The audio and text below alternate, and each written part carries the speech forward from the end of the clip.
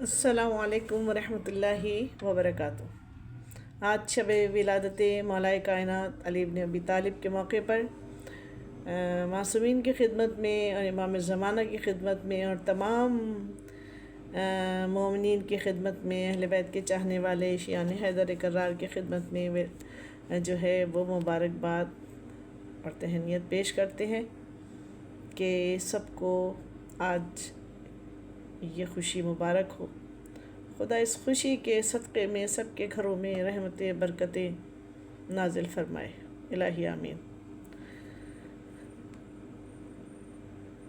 ولادت کی تاریخ جو ہے وہ جمعہ 13 رجب اور 30 عام الفیل اور خانہ کعبہ میں ہوئی۔ مظہر العجائب والغرائب کی ولادت بھی عجیب و غریب ہے، اور نہ آپ سے پہلے کوئی خانہ کعبہ میں پیدا ہوا اور نہ آپ کے بعد کوئی پیدا ہوا اور نہ پیدا ہوگا۔ مولا کائنات جن کے اگر ہم القابات دیکھیں کہ امیر المومنین، امام المتقین، یعصوب الدین، قائد غر المحجلین، امام المشارق والمغارب، غالب کل غالب علی ابن ابی طالب، یہ تمام آپ کے القابات ہیں۔ اب یہ لقب امیر المومنین، جس کے بارے میں رسول فرماتے ہیں کہ علی اس وقت امیر المومنین تھے جب حضرت آدم آب و گل کے درمیان تھے، اور خدا نے ارواح عالم سے خطاب کیا تھا اور کہا تھا کہ میں تمہارا خدا ہوں اور محمد تمہارے نبی ہیں اور علی تمہارے امیر المومنین ہیں۔ اور یہ جو لقب ہے قائد الغر المحجلین، اس کے معنی ہیں نورانی چہرے والوں کے پیشوا، نورانی چہرے والوں کے قائد۔ تو یقیناً آپ کے القابات جو ہے صدیق اکبر بھی ہے، فاروق اعظم بھی ہے، ابو تراب بھی ہے، ابو تراب بھی ہے، ابو الائمہ بھی ہے، بہت سی آپ کی کنیتیں، بہت سے آپ کے القابات ہیں۔ اور چونکہ آج موقع ہے شب ولادت کا، اس لیے آج تھوڑا ولادت کا حال پیش کرتی ہوں کہ جناب حضرت عباس ابن عبد المطلب وہ بیان کرتے ہیں کہ میں خانہ کعبہ کے پاس بیٹھا ہوا تھا، کچھ اور لوگ بھی تھے، تو میں نے دیکھا کہ فاطمہ بنت اسد گھبرائی ہوئی پریشانی کے عالم میں خانہ کعبہ کی طرف آ رہی ہیں، اور جیسے ہی وہ خانہ کعبہ کے پاس آئیں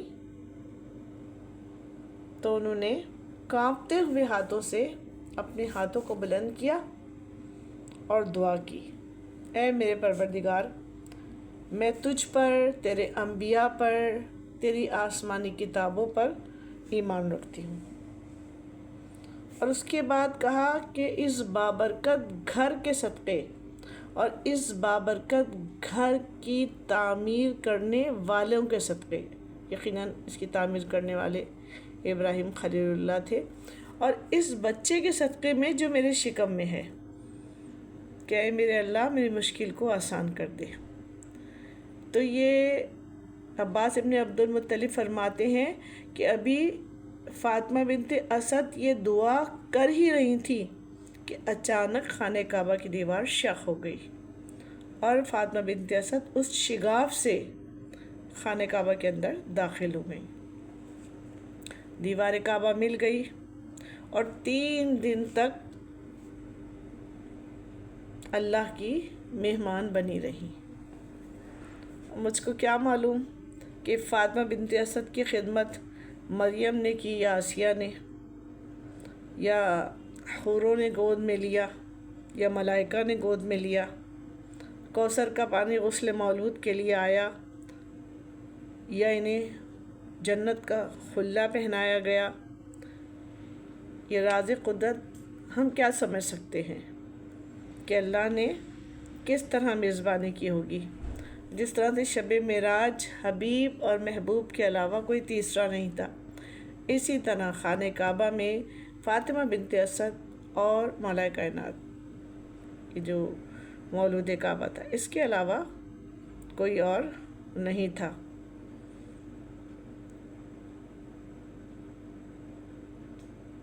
اب سوچئے، جب یعنی اللہ کا گھر ہو اور اللہ میزبان ہو اور ولی خدا مہمان ہو، تو اللہ نے میزبانی جو ہے وہ کس طرح انجام دی ہوگی کہ رحمت خدا گہوارہ بنی، علم الہی سے غذا ملی، قدرت نے قوت و طاقت دی، عدالت نے عصمت کا لباس پہنایا، آنکھوں کو عین اللہ بنایا، کان کو اذن اللہ بنایا، زبان کو لسان اللہ بنایا، ہاتھوں کو ید اللہ بنایا، آئے کعبے میں جس دم علی کے قدم، منہ کے بل گر گئے بت یہ کہتے ہوئے، آئیے آئیے جانشین نبی، یہ تمہارا ہی گھر ہے ہمارا نہیں۔ اب جب مہمانی کی مدت ختم ہو گئی، 3 دن گزر گئے، تو مولا علی کی پاک و پاکیزہ ماں فاطمہ بنت اسد آغوش محبت میں لیے آیت الہی کو لے کر خانہ کعبہ سے باہر آئیں۔ ابر ہٹا کر چاند نکلا، یا گلاب سے خوشبو نکلی، یا چاہے کنان سے یوسف نکلے،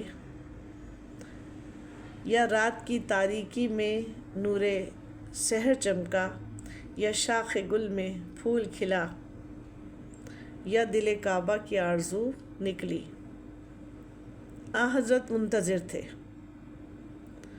فاطمہ بنت اسد نے فرمایا، جب باہر آئیں تو فرمایا، اے بیٹا محمد، یہ بچہ نہ آنکھیں کھولتا ہے اور نہ دودھ پیتا ہے، فرمایا کہ اس بچے کو مجھے دے دیجئے۔ جیسے ہی اس بچے نے خوشبوئے رسالت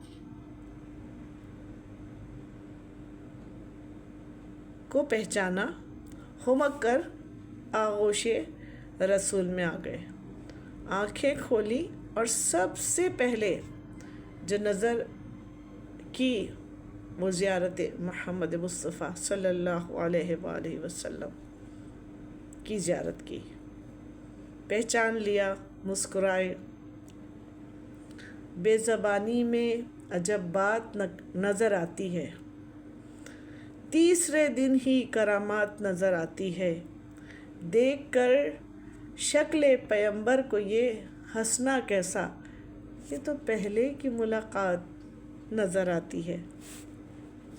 ادھر آنکھیں کھولی، ادھر نبی نے اپنی زبان مولا کائنات کے دہن میں دے دی، اور علوم نبی لعاب دہن رسول کے ذریعے سینہ علی میں اتر گئے، اور پھر باب مدینۃ العلم بن گئے، باب حکمت بن گئے۔ دونوں کی نگاہوں میں فرقت کے گلے ہوں گے، ہونٹوں پہ تبسم کے کچھ پھول کھلے ہوں گے، کعبے سے کوئی پوچھے اس وصل کے منظر کو، جب نور کے 2 ٹکڑے آپس میں ملے ہوں گے۔ ماں کی گود میں قرآن صامت تھے، اور رسول کی گود میں آئے تو قرآن ناطق بن گئے۔ ہمارے رسول تو وہ تھے کہ جن کے ہاتھوں پر سنگریزے بے جان سنگریزے وہ بولنے لگتے تھے، وہ تسبیح پروردگار عالم کرنے لگتے تھے۔ تو جو لسان اللہ ہو، اگر وہ نبی کی آغوش میں قرآن کی تلاوت کرے تو حیرت کی، تعجب کی بات نہیں۔ تو جب کہا کہ یا علی کچھ پڑھو، کہا کیا پڑھوں؟ توریت پڑھوں، انجیل پڑھوں یا زبور پڑھوں یا قرآن مجید پڑھوں؟ تو آپ نے فرمایا قرآن پڑھو۔ غور طلب بات ہے، قرآن ابھی نازل نہیں ہوا ہے اور مولا کائنات آغوش رسالت میں قرآن کی تلاوت کر رہے ہیں۔ اب یہاں پر قابل فکر نکتہ ہے، اب ذرا تھوڑی سی فکری بات بھی کرنی ہے کہ قرآن کی 114 سورے ہیں، تو مولا کائنات نے آغوش رسول میں کس سورے کی تلاوت کی؟ تو دیکھیے، چونکہ امیر المومنین تھے، مومنوں کے امیر تھے، تو وہ مومنوں کو بشارت دے رہے تھے، خوشخبری دے رہے تھے، اور سورہ مومنون کی تلاوت کی، جس کی ابتدائی آیات تقریباً 11 آیات ہے، جن کی تلاوت کی، کہ جس کا آغاز اس طرح سے ہے کہ قد افلح المؤمنون الذین هم فی صلاتهم خاشعون ہم عن اللغو معرضون والذین هم للزکاة فاعلون۔ دیکھیے، اب یہاں پر بہت بڑا پیغام چھپا ہوا ہے کہ دنیا میں آتے ہی مومنوں کو پیغام دے رہے ہیں کہ بے شک فلاح پا گئے وہ مومن جو نمازوں کو خشوع اور خضوع کے ساتھ پڑھتے ہیں، خوف خدا سے گڑ گڑا کے رو کے وہ نماز کو ادا کرتے ہیں۔ اور فقط نماز ہی نہیں کہا کہ اگر یہاں بات ختم ہو جاتی، نہیں، نماز کے ساتھ کہا ہم عن اللغو معرضون، کہ وہ لغویات سے اپنے آپ کو بچاتے ہیں، لغویات سے پرہیز کرتے ہیں۔ اب ظاہر ہے کہ لغویات، لغو بات، ایسی بات کہ جو ہمارے لیے بے فائدہ ہے، جو ہمیں نہ دنیا میں کوئی فائدہ پہنچائے نہ آخرت میں کوئی فائدہ پہنچائے، ایسی بات جو ہمیں اللہ سے دور کر دے، جو ہمیں معرفت سے دور کر دے، تمام وہ چیزیں لغویات ہیں۔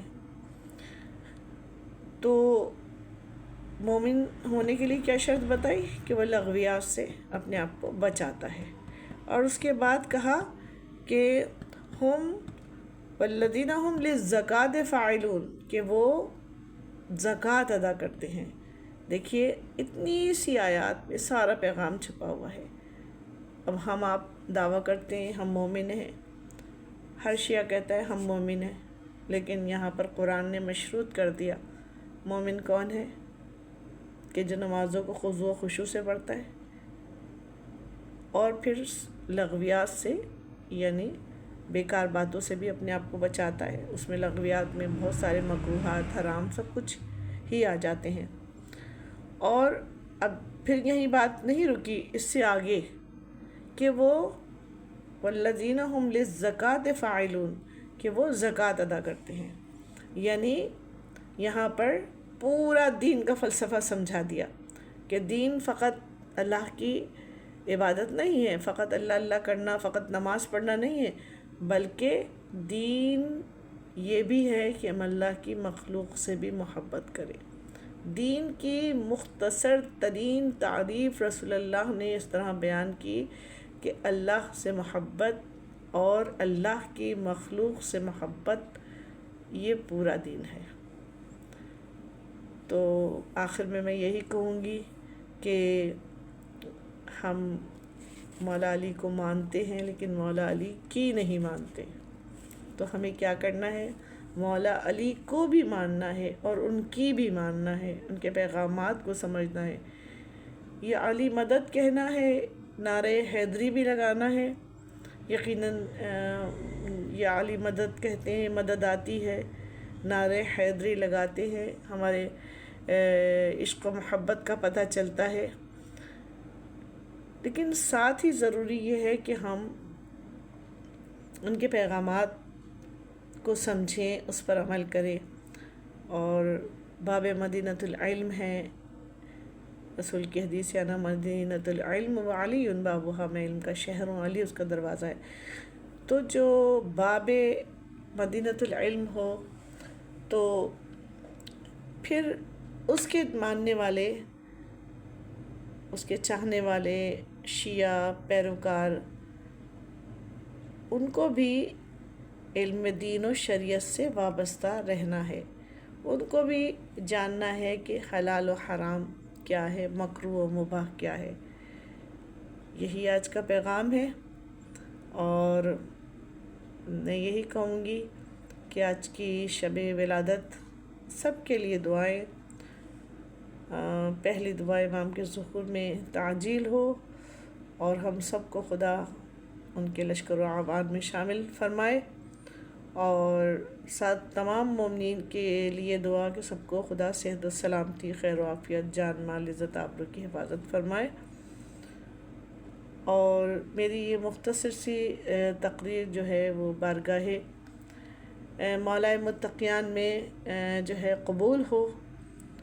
اور ساتھ ہی میں یہ بھی دعا کروں گی کہ خدا ہم سب کو سیرت مولا کائنات پہ چلنے کی توفیق عنایت فرمائے. الہی آمین.